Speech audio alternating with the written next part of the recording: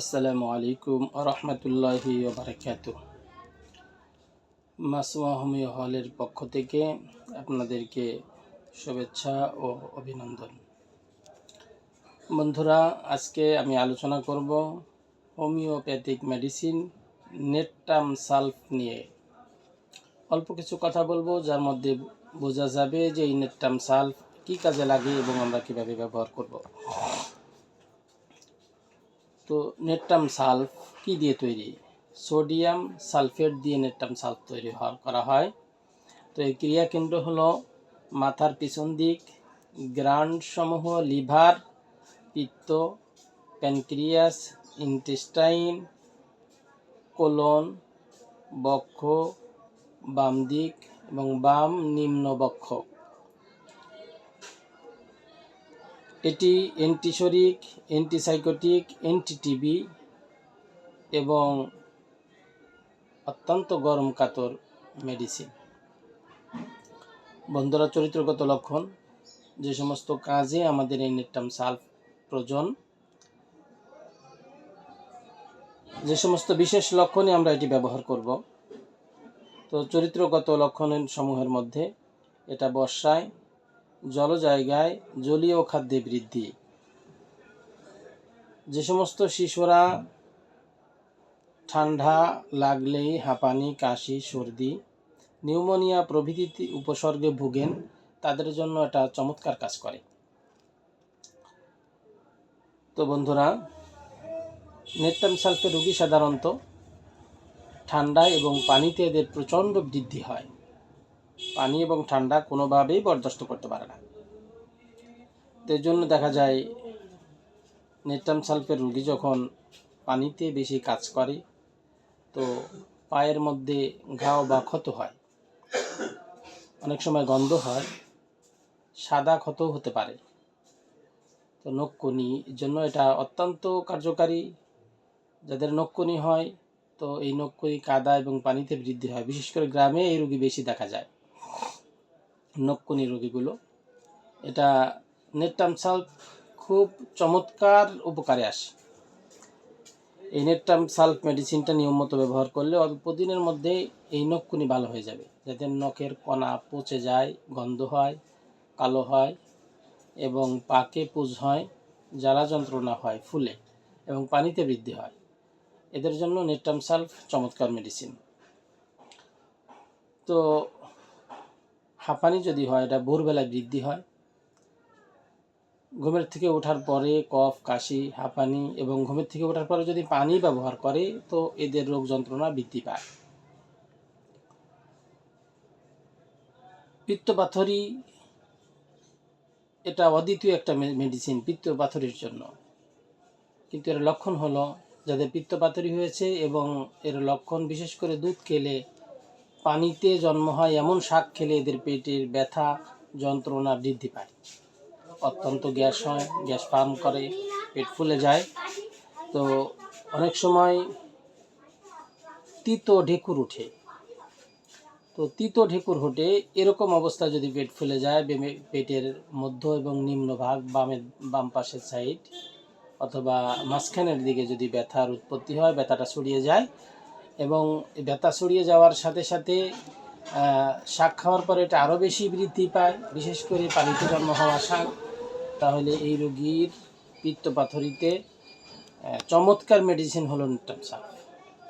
খুব অল্প সময়ের মধ্যে বিনা অপারেশনে এই পিত্তপাথড়ী ভালো হয়ে যাবে ইনশাআল্লাহ। তো যে কোনো ধরনের পিত্তপাথড়ী ভালো হয়ে যাবে। লিভারের অসুখের মধ্যে এটা জন্ডিস হতে পারে, বুকের বাম পাশ বা কখনো বাম পাশ সহ ডান পাশ ব্যথা হতে পারে, ফুলে যেতে পারে, তিতো ঢেকুর উঠতে পারে। এরকম লিভার যে কোনো সমস্যায় নেটটাম সালফ চমৎকার কাজ করে। লিভারের জন্য এটা চমৎকার একটা মেডিসিন, বলা যায় অদ্বিতীয় মেডিসিন। তো এর কফ কাশিতেও ব্যবহার হয়। বিশেষ করে যদি রোগী কাশতে কাশার সময় বুক চেপে ধরে,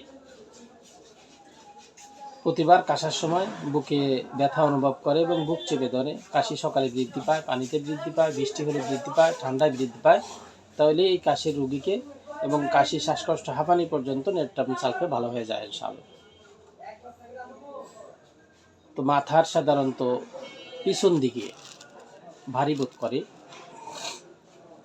এবং পিছনে মনে হয় যেন খুব ওজন আছে, বেশি ভারী, বেশি ওজন, এরকম যদি রোগী অনুভব করে এবং শুয়ে থেকে ওঠার সঙ্গে সঙ্গে যদি মাথা চক্কর দিয়ে ওঠে, ঘুরে যায়, এই রোগীরও নেট্রাম সালফ চমৎকার কাজ করে। তো যেহেতু এটা প্যানক্রিয়াসের পরেও ভালো কাজ করে, সেই হেতু এটা ডায়াবেটিসের রোগীদের জন্য চমৎকার একটা মেডিসিন। যে সমস্ত রোগীদের বৃষ্টিতে প্রস্রাবের পরিমাণ বেড়ে যায়, আকাশে মেঘ হইলে বারবার প্রস্রাব করে, অথবা বেশি পানি খেলে প্রস্রাব হয়, তো এই সমস্ত রোগীর চমৎকার একটা মেডিসিন হলো নেট্রাম সালফ। নিয়মিত সেবন করলে ডায়াবেটিস সহ ভালো হয়ে যায় ইনশাআল্লাহ। আলহামদুলিল্লাহ। আরও গুরুত্বপূর্ণ কথা হলো, এই নেট্রাম সালফের রোগী যে কোনো পরিস্থিতিতে ঠান্ডা বরদাস্ত করতে পারে না, কিন্তু রোগীটা গরম সহ্য করতে পারে না, তাই ঠান্ডা চায়, কিন্তু ঠান্ডায় গেলে সে অসুস্থ হয়ে পড়ে। চমৎকার একটা লক্ষণ। এমন লক্ষণের ভিতরে নেট্রাম সালফ যদি আমরা ব্যবহার করি, রোগীটা খুব তাড়াতাড়ি সুস্থ হয়ে যাবে। তো গুরুত্বপূর্ণ কয়েকটা লক্ষণ বললাম। বিশেষ করে এই রোগীটার মলত্যাগের অবস্থাটা ঠিক এমন যে সকালবেলা ঘুমের থেকে উঠে যখন দাঁড়িয়ে যায়, দাঁড়ানোর সাথে সাথে তার মল বের হয় এবং খুব দ্রুত মলত্যাগ করার জন্য যায়। তো এই রোগীটা কোনো অবস্থাতে ঠান্ডা বরদাস্ত করতে পারে না, এটা আমরা বারবার বলতেছি এবং এটা মনে রাখতেও হবে। কাপড় সে কোমরের মধ্যে টাইট করে পড়তে পারে না, ভিজা স্থানে অবস্থান করতে পারে না, ঠান্ডা হাওয়া এবং মাথায় আঘাত এবং ভারী বস্তু তোলার কারণে রোগী অসুস্থ হয়ে পড়তে পারে এবং এর বৃদ্ধি ঘটে বিশেষ করে সন্ধ্যায়, জলো হাওয়ায়, স্পর্শে, ভিজা স্থানে, আঘাতজনিত কারণে, ভারী বস্তু তোলার কারণে, চাপে, সন্ধ্যার পর আলোতে, কিছু শরীরে টাইট করে যদি কোনো কাপড় বাঁধে বা বিশ্রামে অনেক সময় লক্ষণের বৃদ্ধি হয়। চিত হয়ে শয়নে রোগীর বেশ কিছু রোগ লক্ষণ বৃদ্ধি পায়। উপশম হয় চাপলে, স্থান পরিবর্তন করলে, শুকনো ও গরম আবহাওয়ায় রোগী স্বাচ্ছন্দ্য বোধ করে। এজন্য বন্ধুরা, আমি কথা লম্বায়িত করব না, বেশি লম্বা করব না। তো গুরুত্বপূর্ণ একটা মেডিসিন হলো নেট্রাম সালফ, বেশ কিছু রোগের জন্য কাজ করে। এছাড়াও লক্ষণ অনুযায়ী যে কোনো রোগে যদি নেট্রাম সালফ ব্যবহার করি, আমরা ইনশাআল্লাহ আশাতীত উপকৃত হব। অবশ্যই হোমিওপ্যাথি মেডিসিন লক্ষণের বাইরে ব্যবহার করা যাবে না। এজন্য ওষুধ সেবনের আগে অবশ্যই রেজিস্টার চিকিৎসকের পরামর্শ গ্রহণ করবেন। আসসালামু আলাইকুম ওয়া রাহমাতুল্লাহ।